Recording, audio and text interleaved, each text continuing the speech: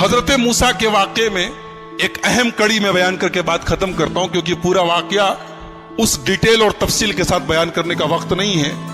حضرت موسیٰ ایک مرتبہ تقریر کر رہے تھے، دوران تقریر ایک آدمی کھڑا ہوا، کہا کہ اے موسیٰ کیا آپ سے بڑا کوئی عالم ہے؟ موسیٰ علیہ السلام نے کہا نہیں، مجھ سے بڑا کوئی عالم نہیں، اس وقت دنیا میں سب سے بڑا عالم میں ہوں۔ اور حقیقت میں موسیٰ علیہ السلام سب سے بڑے عالم تھے، مگر اللہ تعالیٰ کو موسیٰ کی یہ بات پسند نہیں آئی۔ یہ عالم کی شان نہیں ہے کہ سب سے بڑا اپنے آپ کو سمجھے۔ موسیٰ علیہ السلام کا یہ جملہ اللہ کو پسند نہیں آیا۔ اللہ نے کہا اے موسیٰ، ہمارا ایک بندہ ہے، اس کے پاس تم جاؤ، اس کے پاس وہ علم ہے جو تمہارے پاس ہے۔ موسیٰ علیہ السلام نے کہا اچھا، اس کے پاس وہ علم ہے جو میرے پاس نہیں ہے، ٹھیک ہے، میں جاتا ہوں اس کے پاس، سیکھتا ہوں اس سے۔ کہاں ملے گا وہ؟ اللہ نے کہا وہ تمہیں ملے گا مجمع البحرین پر، جہاں دونوں دریا آپس میں ملتے ہیں، وہاں چلے جاؤ، وہاں تمہیں وہ آدمی ملے گا۔ چنانچہ حضرت موسیٰ علیہ السلام نے اپنے ساتھی حضرت یوشع ابن نون کو لیا اور پہنچے وہاں پر۔ وہاں پہ حضرت خضر سے ملاقات ہوئی۔ حضرت خضر کون تھے؟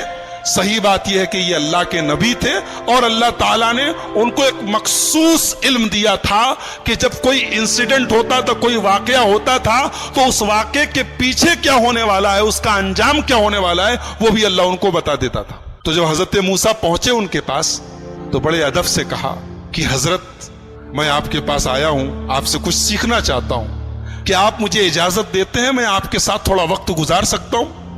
حضرت خضر نے کہا کہ دیکھو میرے ساتھ تم وقت گزار نہیں پاؤ گے، اس لیے کہ میں بہت سا کام ایسا کروں گا جو تمہیں سمجھ میں نہیں آئے گا، اور تمہیں سمجھ میں نہیں آئے گا تم پوچھو گے، تم برداشت نہیں کرو گے، پوچھو گے، اور میرے ساتھ تم کوئی بات پوچھو گے تو میں تمہیں اپنے ساتھ رکھ نہیں سکتا۔ حضرت موسیٰ نے کہا گھبرائیے نہیں، میں کچھ پوچھوں گا نہیں آپ سے، آپ اپنا کام کیجئے، میں بس دیکھتا رہوں گا چپ چاپ۔ کہا ٹھیک ہے چلو۔ دونوں چلے، دریا میں کشتی جا رہی تھی، دونوں کشتی پر بیٹھے۔ کشتی پر جیسے بیٹھے، حضرت خضر نے ہتھوڑی نکالی اور تختی کا ایک تختہ توڑ کے نکالنے لگے۔ حضرت موسیٰ نے کہا کیا کر رہے ہیں آپ؟ ارے کشتی ڈوب جائے گی، سب مر جائیں گے، سب کو ڈبونا ہے کیا؟ کہا میں بولا تھا کہ تم صبر نہیں کر پاؤ گے، تم برداشت نہیں کر پاؤ گے، بولو گے ضرور۔ کہا کہ اچھا معاف کیجئے، میں بھول گیا تھا، اب کچھ نہیں پوچھوں گا، اب آپ جو کرنا ہو کیجئے، میں کچھ پوچھوں گا نہیں۔ اور آگے بڑھے، کشتی سے اترے، ایک گاؤں میں پہنچے۔ گاؤں میں 15 سال کا 16 سال کا ایک لڑکا تھا، اچھا خاصا ٹہل رہا تھا۔